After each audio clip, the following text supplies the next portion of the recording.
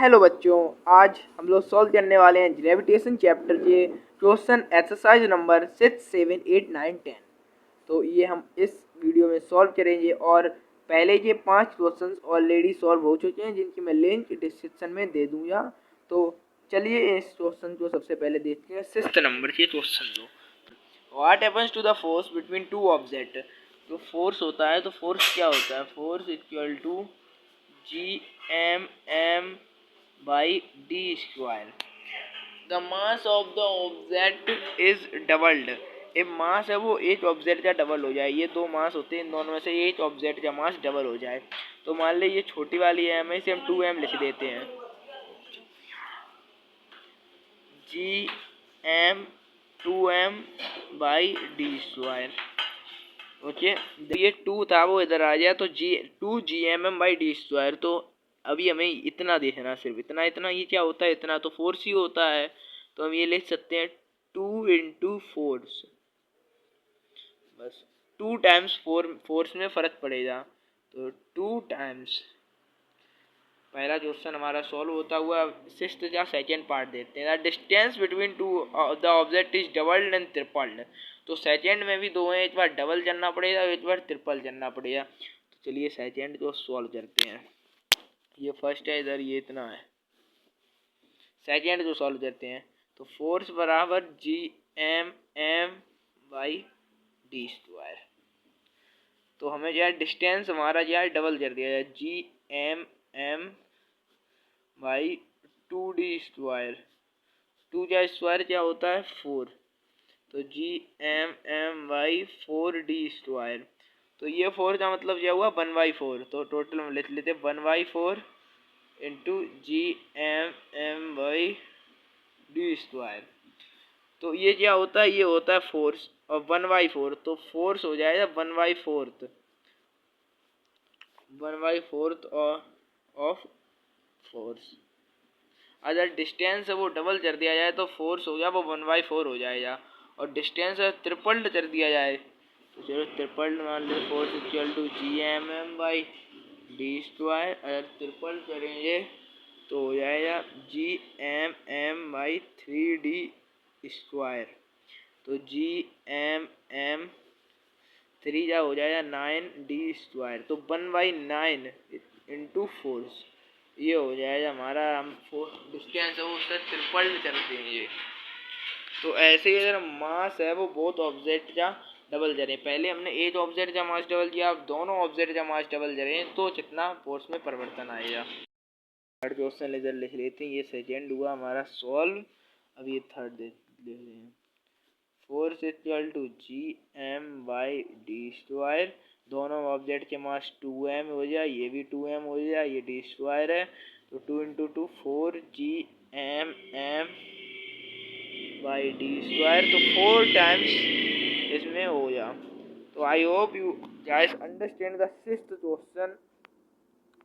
तो then we are moving to 7th question. What is the importance of universal law of gravitation.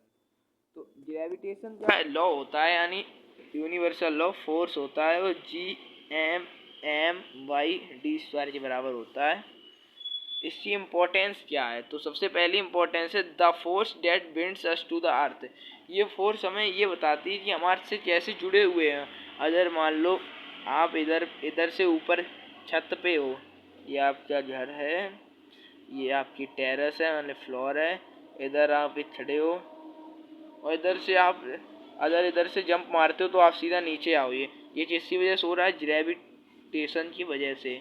तो यही होता है gravitation law, इसी की वजह से हो रहा है। तो ये हमें बिंड करता है अर्थ से। दूसरा इंपॉर्टेंस क्या है? The motion of the moon around the earth. ये अर्थ है, ये मून होता है, ये अर्थ के अराउंड रिवॉल्व करता है। ये क्यों करता है? सेंट्रीपिटल फोर्स इसमें लग रहा हो। Third, the motion of planets around the sun. तो ये सन होता है, ये सारे प्लैनेट्स होते हैं, ऐसे ऑर्बिट में अपने घूमते हैं। तो ये क्यों होते हैं? इनमें भी सेंट्रीपिटल फोर्स, अर्थ के द्वारा ग्रेविटेशन फोर्स लग रहा होता है। The tides due to moon and the sun. तो ये समुद्र होते हैं, वो लहर मारते हैं, बहुत ऊंची ऊंची लहर होती मारते हैं। किसकी वजह से मारते हैं? टाइड्स, जो मून और सन उनके ऊपर ग्रेविटेशनल पुल लगा रहे होते हैं उसकी वजह से। The flow of water in reverse, जब नदियाँ बहने लगती हैं, फ्लड होने लगते हैं, तो किसकी वजह से होते हैं? ग्रेविटेशन फोर्स की वजह से। तो ये कुछ यूनिवर्सल लॉ ऑफ ग्रेविटेशन की इम्पोर्टेंस है। फिर 5 इम्पोर्टेंस और भी हैं, पर इन्हें आप याद कर सकते हो, अपने एग्जाम में बढ़िया नंबर स्कोर कर सकते हैं। तो 8 क्वेश्चन की तरफ मूव करते हुए, what is the acceleration of free fall? Free fall की एक्सेलरेशन क्या होती है? मान फ्री फॉल क्या होता? फ्री फॉल इज एनीथिंग, मान लो ये एप्पल ट्री है, एप्पल ट्री है, इसमें एप्पल लगा है और ये एप्पल टूट के इधर गिरा, तो ये कितनी स्पीड में गिरेगा? ये हमेशा 9.8 मीटर पर सेकेंड की स्पीड से गिरेगा। तो कोई भी चीज़ जो ऊपर हो वो फ्री फॉल मतलब अपने आप नीचे आ रही हो, वो इतनी स्पीड में आएगी। ग्रेविटी क्या फोर्स होता है? 9.8 मीटर पर second. I hope you guys understand this question. Then we are moving to 9th question. What do we call the gravitational force between the earth and the object? अगर अर्थ किसी object को खींच ली अपनी तरफ, तो उस ग्रेविटेशनल फोर्स को हम क्या बोलते हैं? Force of gravity. Force of gravity, तो हम लिख सकते हैं force of gravity. Then we move into last question, इस वीडियो का लास्ट क्वेश्चन, 10th क्वेश्चन। ये बढ़िया क्वेश्चन है, आप लोग इसे एक बार ध्यान से देखिए। Amit buys few grams of gold at the poles as per the instruction.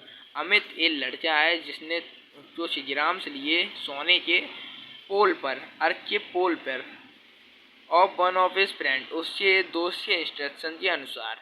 He hands over the same when he meet him at the equator.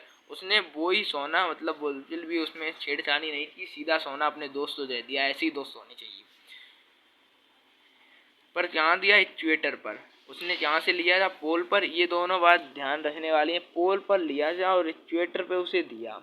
तो क्या हो गया? बिल द फ्रेंड, उसका जो दोस्त हो जा, agree with the weight of the gold bought, if not, क्या उसका दोस्त हो जा वो उसकी वेट से मान जाएगा कि बिल्कुल वेट सही है, या फिर वो नहीं मानेगा। जबकि अमित ने कोई भी छेड़छाड़ी नहीं की, अमित ने जैसा सोना लिया था वैसा उसे दे दिया।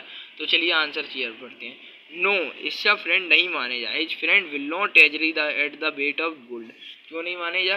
वेट होता है, वो होता है mg, मतलब mass into acceleration due to gravity 9.8 metre पर सेकेंड। तो वेट हम इससे भी निकाल सकते हैं, gmm/r²। तो from 1 and 2 mg equal to gmm/r²। ये हमारे दोनों LHS सेम है तो RHS बराबर होंगे। The value of G greater at poles, जो जी होता है वो पोल पर ग्रेटर होता है और इक्वेटर पर कम होता है। तो जी है वो पोल पर ज़्यादा हो गया, मान लो जी है वो पोल पर हो जाएगा 10 और इक्वेटर पर 9.8। तो ये 0.2 का फर्क आ रहा है, इसीलिए वेट में भी फर्क आया। Therefore gold at equator weight less than that of gold of pole. तो I hope you guys understand. Thank you, मिलते हैं अगली वीडियो में, जल्दी ही मिलेंगे। Bye bye, subscribe to our channel.